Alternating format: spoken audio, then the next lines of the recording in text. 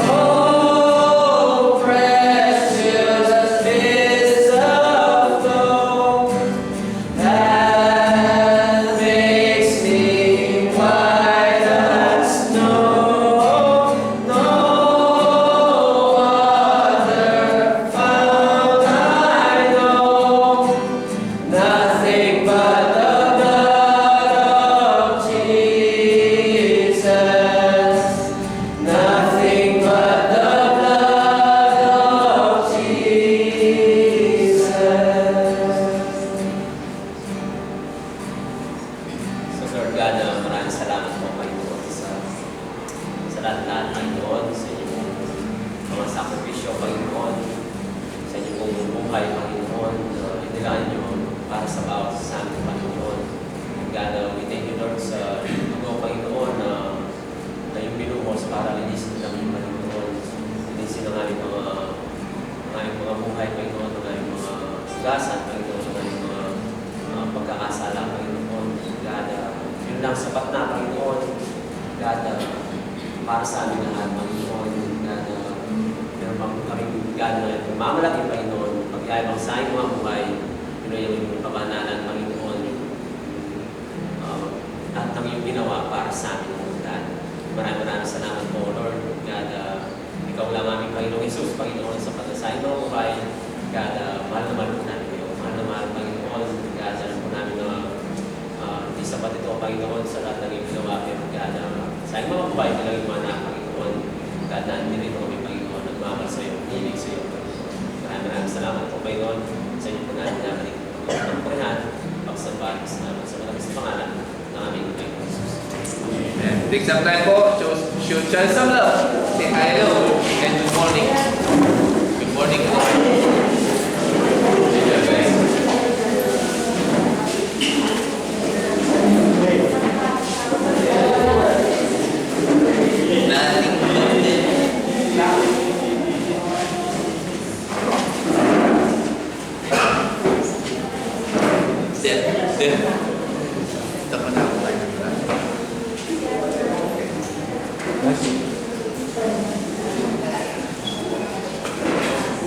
So good morning po mga kapatid. Bago po tayo mag-umpisa, some few announcement na meron tayo ngayong makbat. Before we start, Pastor John said, hello po sa inyong lahat at na-miss niya po daw kayo. Hopefully makauwi na daw siya dito. So pag-pray natin na makauwi siya dito. Nami-miss niya na daw kayo. So again, before we start, meron po tayong announcement. Ladies Bible Study. Meron na po daw kayong Ladies Bible Study. Mag-uumpisa sa July 6, Sunday, 6:30 p.m. So every first and third Sunday, yung Bible study ng mga ladies. So July 6, start po every 6:30 at yung Bible study nyo every first Sunday and third Sunday ng the month.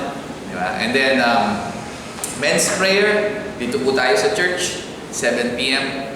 Kita-kita tayo tomorrow, Monday, dito sa church. And then we have Wednesday night fellowship. And then we have Sunday service. Ngayon, katulad nito. So, let's start. Ang pamagat po natin ngayon is faithfulness over fame. Philippians chapter 2, verse 19 to 30. If you have your Bible, please turn there. Faithfulness over fame. Katapatan kesa sa kasikatan. Let's pray.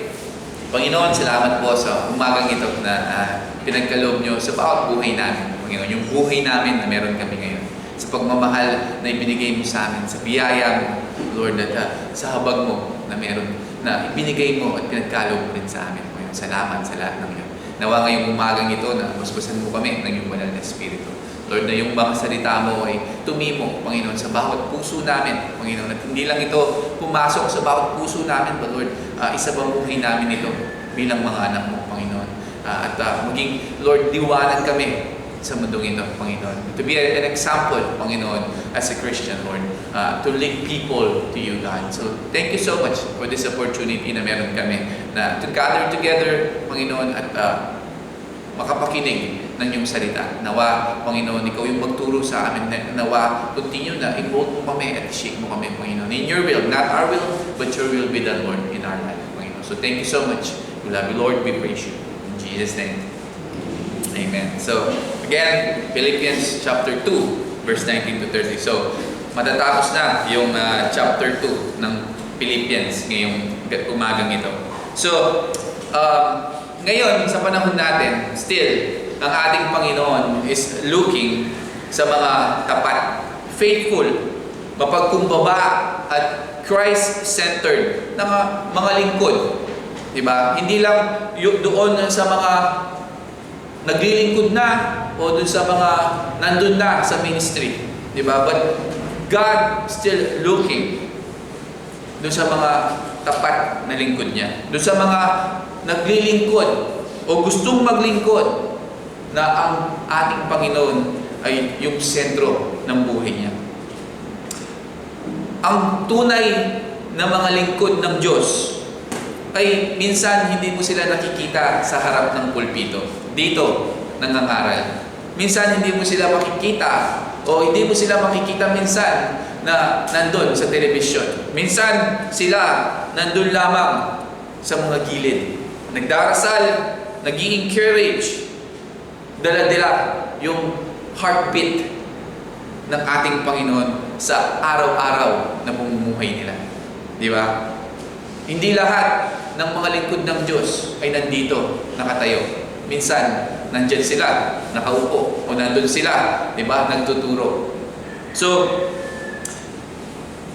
ngayong umagang ito, kung titignan natin, ang mundong ginagalawan natin ay kung makikita natin, mahal na mahal nila yung platform. Di ba? Yung kasikatan, yung mga tao ngayon, di ba, na hinahangaan nila yung mga celebrity o gusto ng mga tao sila ay maging sikat, di ba, makatungtong dun sa mga platform ng mga artista. Yung tinatawag na fame is currency, sabi nila. Ibig sabihin, yung kasikatan ay yun ang magdadala sa iyo ng mga pera, di ba? So, yun yung mundo na ginagalawan natin. Yung spotlight, yun yung goal nila. Na, ako dapat ay makapunta doon sa spotlight na yun. Maging sikat, makita ng mga tao. Di ba?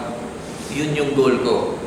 Dito, sa mga mundong ating ginagalawan. But, heaven, ang langit, honors something different. Kakaiba yung ino-honor ng Diyos.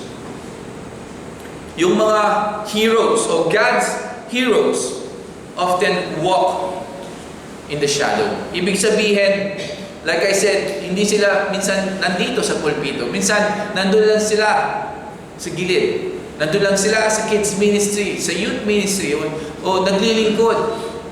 Nagbubukas ng mga pinto. Diba?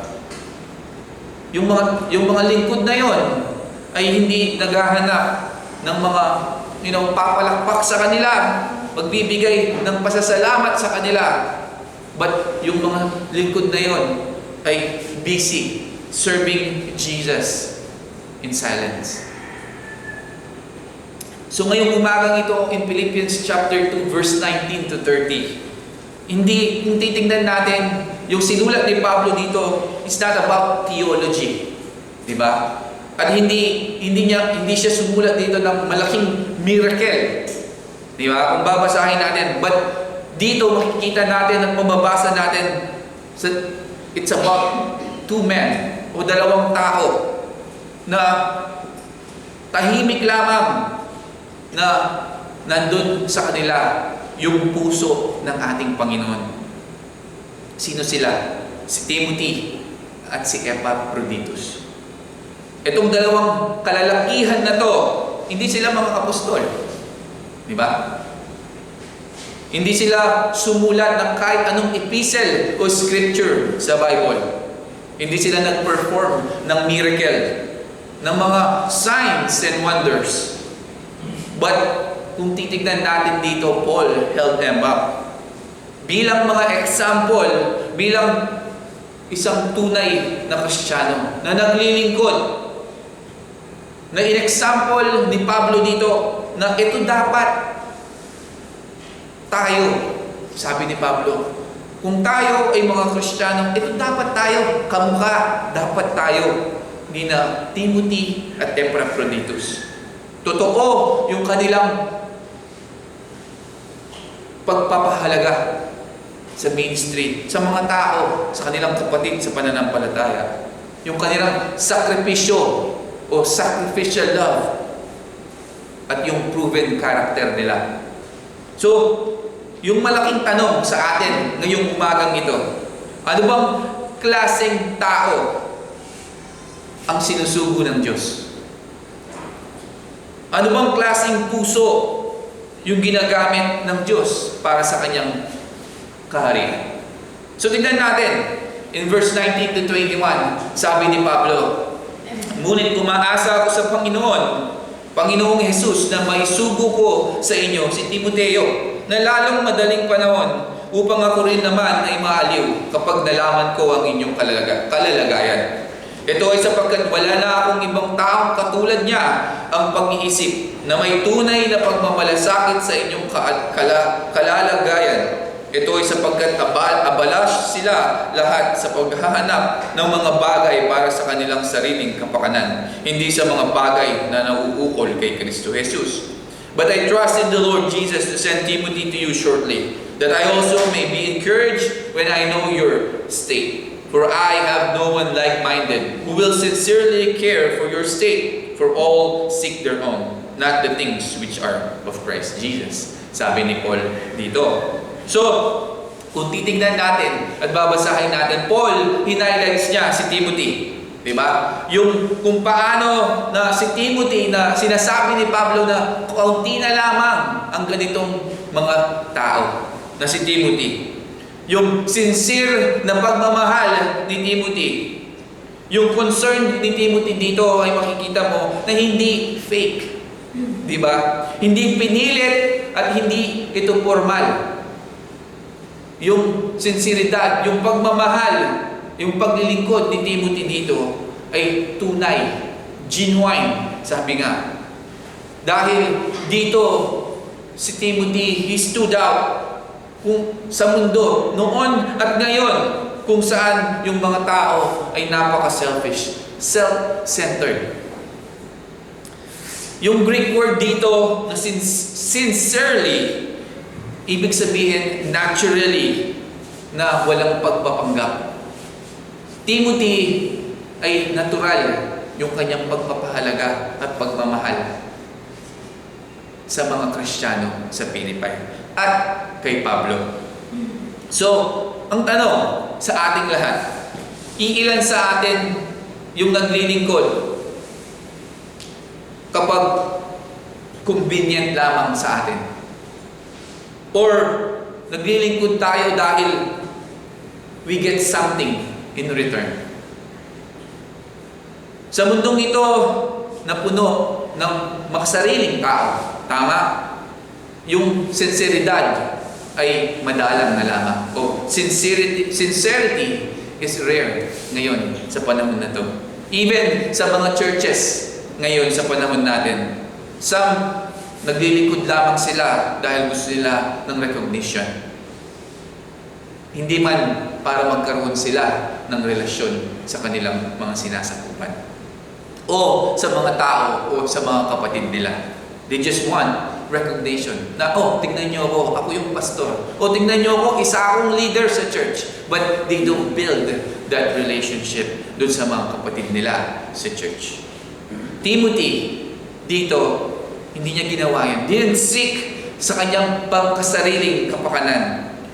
He sought for the good of the church. Yung kabutihan para sa church. Yun yung gusto ni Timothy. Timothy cared even when no one is watching. Kahit walang nakatingin, kahit walang nagpapasalamat, nag-appreciate sa kanya, he cared for the people. Katulad na lamang, di ba? Parang si Timothy ay, kahit walang kapalit, kahit anong mangyari, maglilingkod ako sa Panginoon. Di ba? Gagawin ko lahat para sa Panginoon. Katulad na lamang yung mga leader, di ba? Example na lamang isang Sunday school teacher na laging nandyan, showing up, teaching the kids. Hindi para mapuri siya o mapasalamatan siya, but dahil mahal niya yung mga bata. Di ba? Na gusto niya na yung mga bata ay makarinig ng salita ng Panginoon. Kahit Yung teacher na yun, minsan busy sa pamilya. Maraming gagawin, but nandun pa rin siya every Sunday teaching the kids. Showing up because mahal niya yung mga bata. Gusto niyang turuan yung mga bata. Ganun yung puso ni Timothy. And ganun yung gusto ng ating Panginoon na lingkod. Na He cares for the people. He loves. Totoo yung kanyang paglilingkod at hindi pagpapanggap. Let our heart beat with Christ's compassion. Yung church, hindi natin, yung mga churches ngayon, hindi kailangan ng mga sikat, mga stars. Anong kailangan ng churches ngayon? Kailangan niya ng mga servants. Lingkod para sa Panginoon. Tanungin natin yung mga sarili natin as a Christian. Do I care deeply para sa iba? O sa bawat isa? Pinapahalagan ko ba ang bawat isa? Or only when it benefits me? Ganun ba tayo? Let's cultivate yung tunay na pagmamahal. Hindi yung fake na pagmamahal. O hindi yung fake kindness.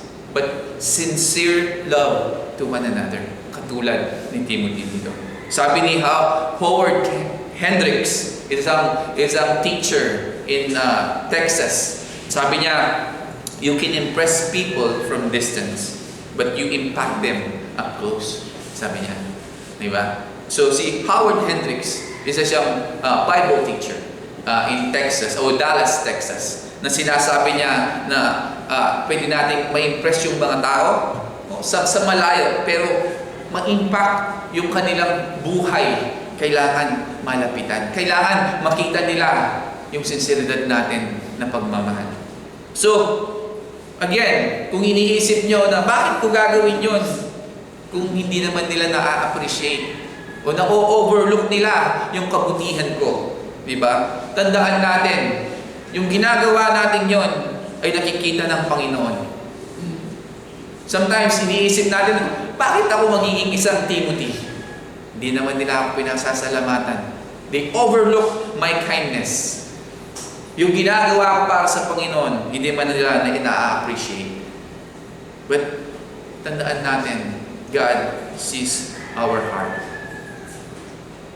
And, if we do like Timothy, o kagagawin natin yung ginagawa ni Timothy, o magiging katulad tayo ni Timothy, God uses people kapag totoo yung pagpapahalaga natin.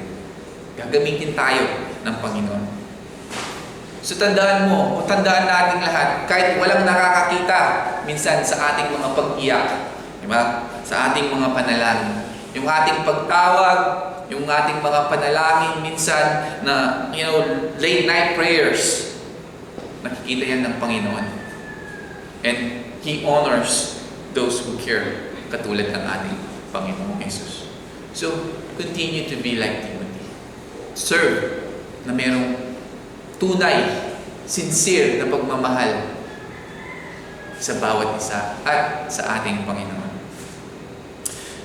At sinabi ni Paul in verse 22 to 24, sabi niya, ngunit alam na ninyo ang kanyang subok na pag-uugali. Nagaya ng isang anak sa kanyang ama, gayon siyang naglingkod na kasama ko sa Ebanghelyo. Siya nga ang aking inaasahang susuguin sa inyo sa lalong madaling panahon. Pagkatapos kong malaman ang aking magiging kalagayan, ngunit nakatitiyak ako sa Panginoon na ako rin ay makakapunta riyan sa lalong madaling panahon.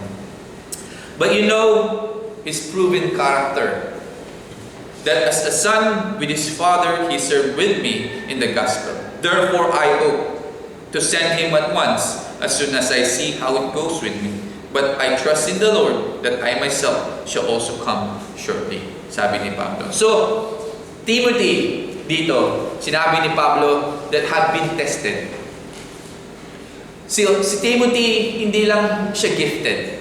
Alam naman natin that Timothy is a gifted na lingkod ng Diyos. But hindi lang siya gifted. Timothy siya ay tapat na lingkod ng Panginoon. Faithful.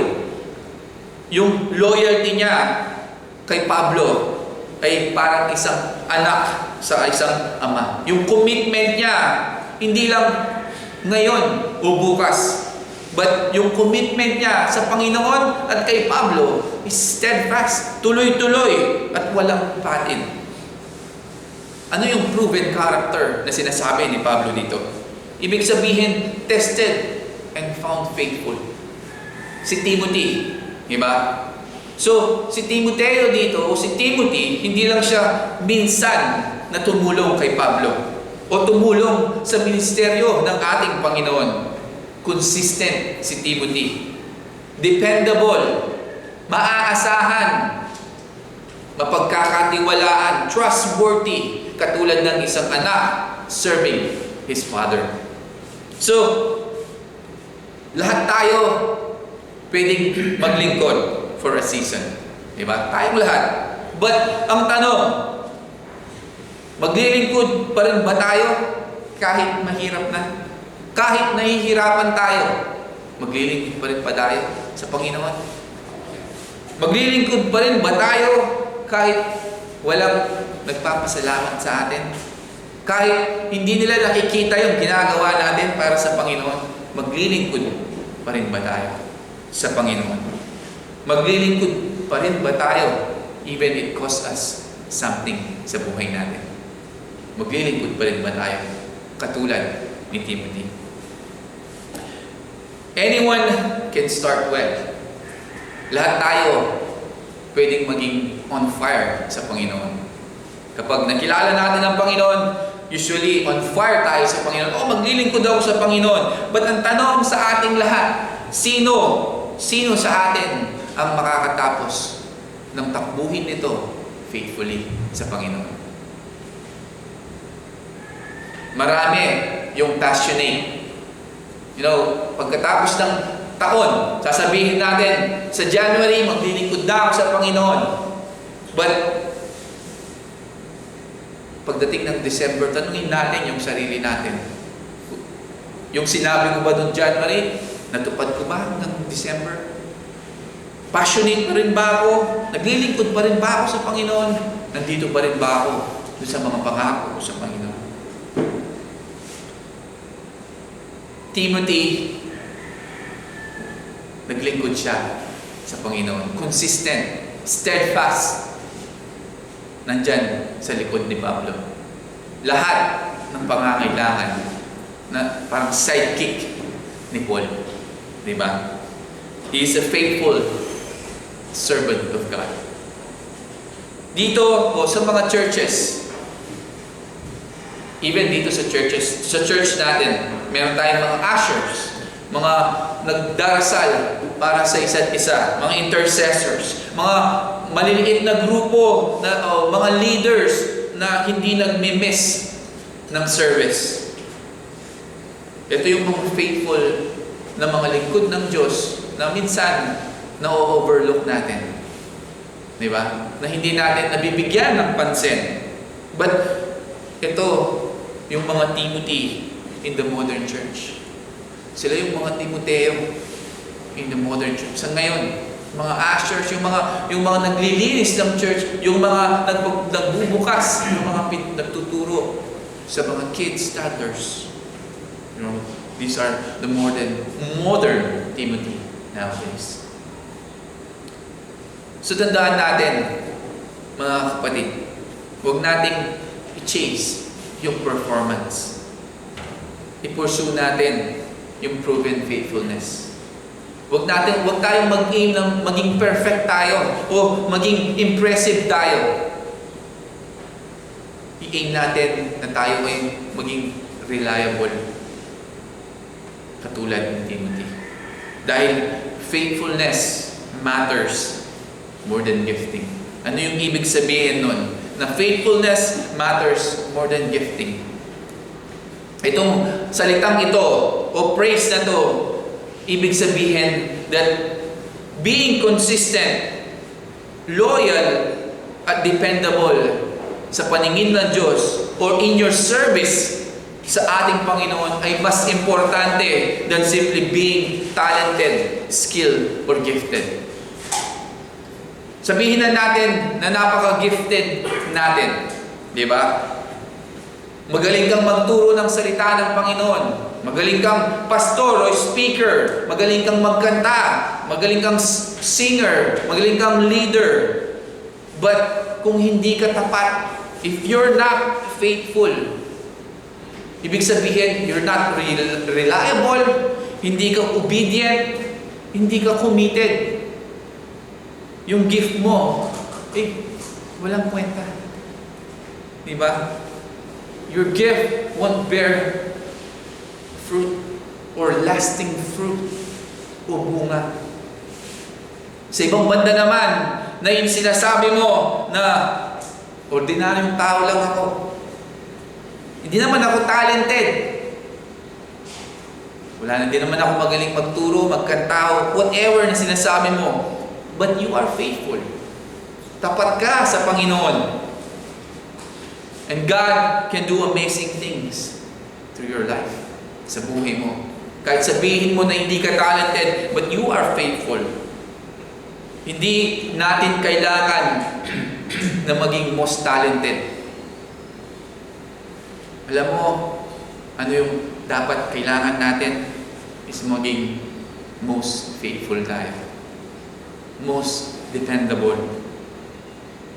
Dahil kahit hindi ka talented, but if you are faithful, God can develop yung gifts na yan sa buhay mo. Sa buhay natin. But, unang-una, tinitignan muna ng Diyos yung puso natin. Before God can develop that gifts sa buhay natin, tinitignan niya muna yung puso natin. Di ba? Willing ba to? Obedient ba to? Consistent ba to? And then, kung yung puso natin is obedient, faithful, consistent, willing, then God can develop the gifts sa buhay natin. Tandaan natin ang salitang ito. God values our heart more than your performance. More than our performance. Faithfulness is our greatest gift to Him. Yung mundong ito, ino-honor yung charisma.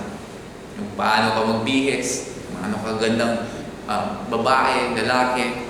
But God honors character.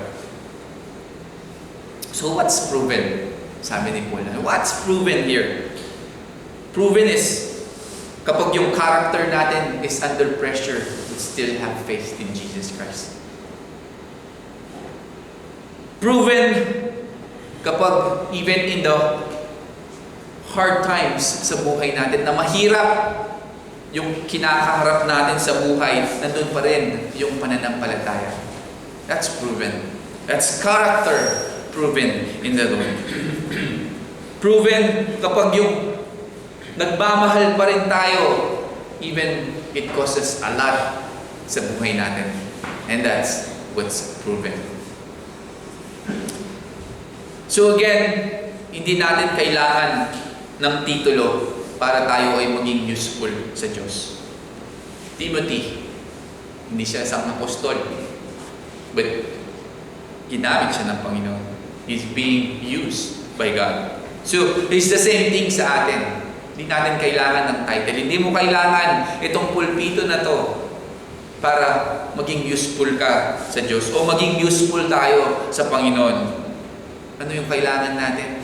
Kailangan lang natin ng isang faithful na puso. Consistent walk with God. And God promotes faithful ones.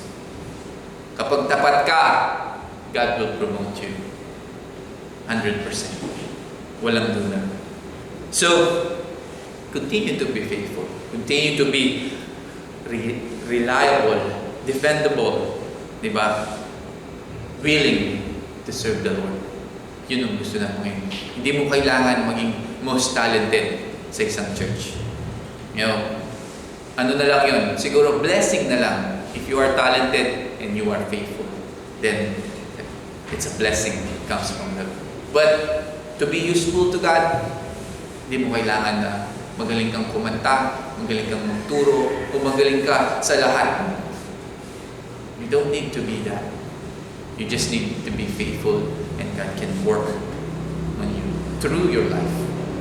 The gift that God will give you kung biling yung puso natin kamukha ni Timothy. And in verse 25 and 30, sinabi niya dito, ngunit naisip kong kailangan suguin ko sa inyo si Epaprodito, na aking kapatid, kamanggagawa at kapwa kawal. Ngunit sugo at lingkod ninyo na tumitingin sa aking mga pangangailangan. Ito ay sapagkat siya ay sabik na sabik sa inyong lahat at labis na namamanglaw dahil sa nabalitaan ninyong siya ay nagkasakit. Ito ay sapagkat totoo ngang siya ay nagkasakit at muntik nang mamatay. Subalit kinahabagan siya ng Diyos at hindi lamang siya kundi ako na rin naman upang wag akong nagkaroon ng sunod-sunod na kalungkutan. Kaya nga lalo kong pinagsikapang suguin siya sa inyo upang pagkakita ninyong muli sa Kanya, kayo ay magalak at mabawasan naman ang aking kalungkutan. Kaya nga tanggapin ninyo siya ng buong kagalakan sa Panginoon at parangalan ninyo ang mga katulad niya. Ito ay sapagkat nabingit siya sa kamatayan alang-alang sa gawain ni Kristo, na hindi pinahalagaan ng kanyang buhay upang punan ang kakulangan ng inyong paglilingkod sa akin.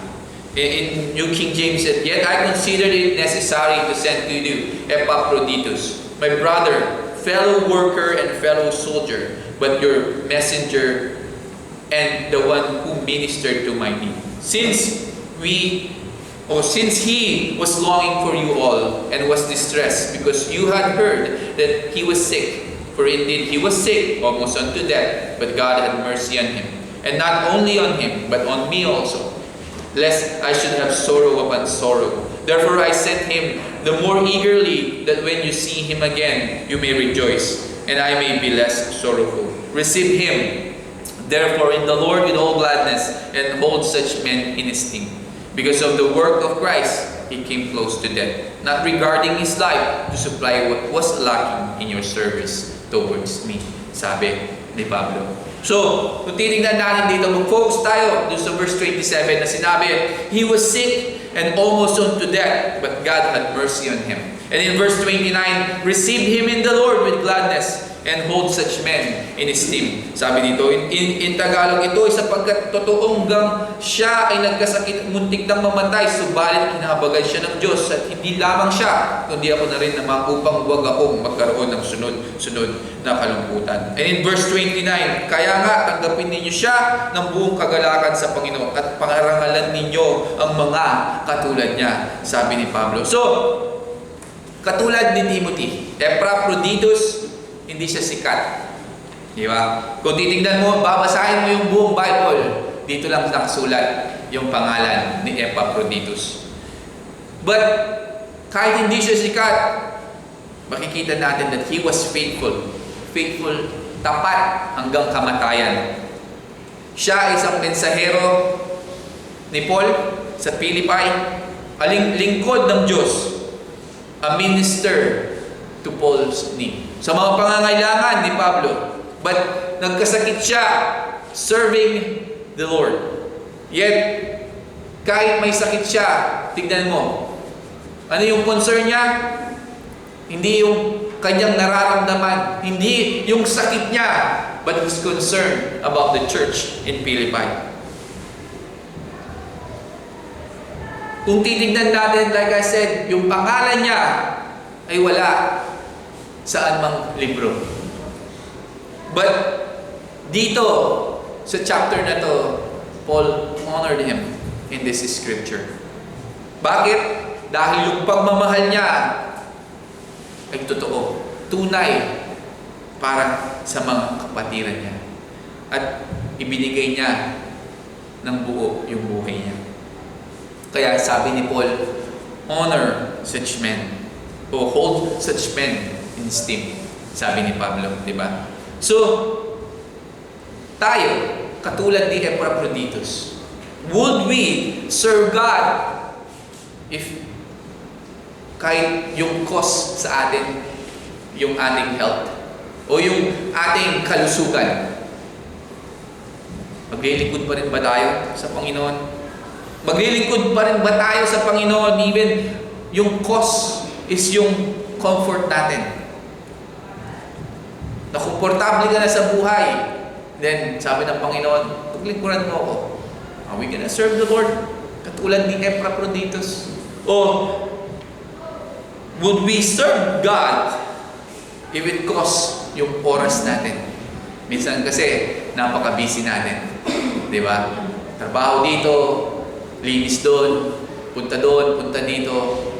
Di ba? It costs time. But the Lord saying, maglilingkuran mo ba ako? Maglilingkod ka ba rin ba? Kahit yung cost ng paglilingkod mo, yung oras mo sa mga bagay na to. Di ba? Tignan mo si Epaphroditus dito. Hindi siya nag-complain na, Lord, may sakit na nga ako eh. Bakit pa ako maglilingkod? Bakit pa ako mag-send ng mga letters sa Philippi? May sakit na nga ako, Lord eh. Di ba? Di mo ba alam, Lord?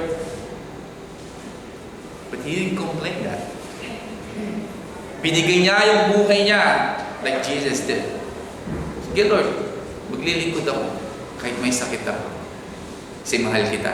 Kasi mahal ko yung mga tao sa Pilipinas. Will be loved like Epaphroditus. Will be loved katulad ng pagmamahal ng ating Panginoong Yesus. Noong nabibilib ako sa mga missionaries na komportable na yung buhay nila, nasa kanila lahat, magandang trabaho, magandang sweldo, but when God called them, they willing to give up everything just to serve the Lord. O yung sabihin na natin, yung mga caregiver sa bahay, di ba? Yung inaalagaan yung mga magulang nila, mga asawa nila in faith. Diba? Yung single parents, raising yung kanilang mga anak sa pananampalataya na tinuturuan niya yung mga anak niya about faith. Itong mga to, hindi man sila si Epaphroditus, hindi man sila nandito sa pulpito na nagtuturo ng salita, but they are on God's honor roll. Inu-honor ng Panginoon yung mga tao na yun because of their faith. So Paul, sinabi niya, hold such men in esteem. I-honor mo, i-honor nyo ang mga taong ito na naglilingkod ng tunay sa Panginoon. Tigilan na natin as a Christian na i-exalt yung mga celebrity. Na pinagdiriwang natin yung mga celebrity. Hindi ko naman sinabing huwag na kayong manood ng TV o mamangha sa kanila. But let's start as a Christian to appreciate those servants. Yung mga lingkod na tunay na naglilingkod sa Panginoon. At as a Christian, tayo naman, bilang mga Kristiyano, maging willing tayo to suffer a little. Sacrifice a little. At maglingkod tayo much for the one who gave His life for us. Bilang mga Kristiyano. Bilang o katulad ni Epaphroditus. Wala man tayo doon sa kasikatan o doon sa spotlight, sabi nga. Pero tandaan natin, yung mga sacrifice natin na ginagawa is precious sa ating Panginoon. Sinusulat ng langit ang lahat ng mga ginagawa nating sakripisyo na nakakalimutan ng mga tao. So, ang tanong sa ating lahat, will we be one of God's unsung heroes? Katulad ni Timothy at ni Epaphroditus. The churches ngayon, noon at ngayon din naman, ay kailangan ng mas marami pang Timoteo at Epaphroditus. Hindi naman kailangan perpekto. Kailangan lang ay tapat, faithful. Hindi naman kailangan na maingay ka, kagaya ko. Kailangan lang may tunay kang pagmamahal. Hindi mo kailangan maging sikat o maraming talent. Kailangan mo lang ay maging truthful para sa Panginoon. Si Timothy, tinuro niya sa atin, we need to care sincerely. Si Epaphroditus, pinakita niya sa atin kung paano maglingkod sacrificially. Pareho silang dalawa ni-reveal sa atin kung paano yung puso ng isang tunay na lingkod ng Diyos. So ano yung sinasabi niya sa atin? Ano yung encouragement sa atin? Sinasabi sa atin, be present. Huwag lang tayong maging available. Dahil yung sincere care, pwedeng magbabago ng isang buhay. Ibig sabihin, be present. Not just saying, available ako. But be there. Be present. Ready to serve the Lord. Stay faithful. Dahil proven character outlasts giftedness. Ibig sabihin, sinabi ko kanina, na kahit gaano ka pa karami yung gift mo o katalent, if you're not faithful, dependable, or willing, there's nothing else. And serve sacrificially. Dahil yung cross is still the mark of a true ministry. At i-honor natin the unseen. Ibig sabihin, mas i-honor at appreciate natin yung mga naglilingkod sa Diyos na minsan we overlook them. O di natin sila napapansin na doon pala sila naglilingkod. Nagdarasal para sa atin. Celebrate the servants others forget. At huli, serve where you are. Maglingkod ka kung saan ka ngayon. Hindi mo kailangan na maging pastor. Hindi mo kailangan na nandito ka sa harapan. Hindi mo kailangan maging talented ka sa lahat ng bagay para gumawa ka ng difference o to make a difference sa mundong ito. Maglingkod ka kung asan ka ngayon. Mag-umpisa ka. Mag-umpisa tayo sa bahay, sa church, o sa sagin. Hindi mo kailangan lumayo. Maglingkod ka kung saan ka ngayon. You just need to be faithful to the Lord. So wag nating i-underestimate yung value ng isang tapat na buhay. Dahil sa mata ng Diyos, yung mga maliliit na ginagawa natin na merong dakilang pagmamahal o tunay yung pagmamahal na yon, carry a weight o eternal weight in heaven. Let our life preach louder than our words. Maging mabuti tayong lingkod ng Diyos. Be a faithful one. Faithfulness over fame. Di natin kailangan maging sikat, kailangan lang natin ay maging tapat. Faithfulness is what matters most. Let's pray. Lord, salamat po, Panginoon, sa umagang ito na pinagkaloob sa amin. Lord, an example, si Timothy and Epaphroditus, Panginoon. They are faithful servants of yours, God. Na example sa amin na bilang mga Kristiyano that Lord, hindi namin kailangan ng maging talented or whatever, Lord, na magaling magturo, magaling kumanta. But Lord, you want us to be faithful. You want us, our hearts, to be willing, to dependable, to really maging reliable, Panginoon. And that's what you want. And then, Lord, kapag yung puso namin ay willing, Lord, then you can, Lord, mold us and shape us, Lord. You can give us the gift, Panginoon, sa buhay namin. So, Lord, we pray and ask, hindi po namin magagawa ang mga bagay na ito, ang lahat ng ito, without you, Lord. We need you, Panginoon, sa buhay namin. We need your strength, Panginoon.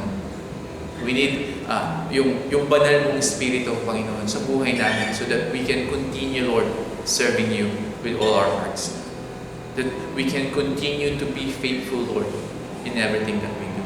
And Lord, nagpapasalamat kami for all the leaders in the church that we overlook, Panginoon. Yung mga hindi namin mga napapansin na mga leaders in church o mga kapatid namin na nagdarasal sa bawat isa o naglilingkod, nagtuturo, Lord, whatever they do for you, God, if we overlook them o hindi man namin sila napapansin, Lord, we upheld them to you, God. And Lord, bless their life and continue, Lord, to pour out your blessing upon them. So thank you so much for those people, for their heart, for their willingness, Lord, to serve you, God, with all their hearts. Bless them abundantly, Lord. So thank you so much for this morning. May you bless us all and guide us. We love you, we praise you. In Jesus' name. Amen. Read your Bible, say your prayers, and love one another. Love you all, guys. Let's stand and worship the Lord.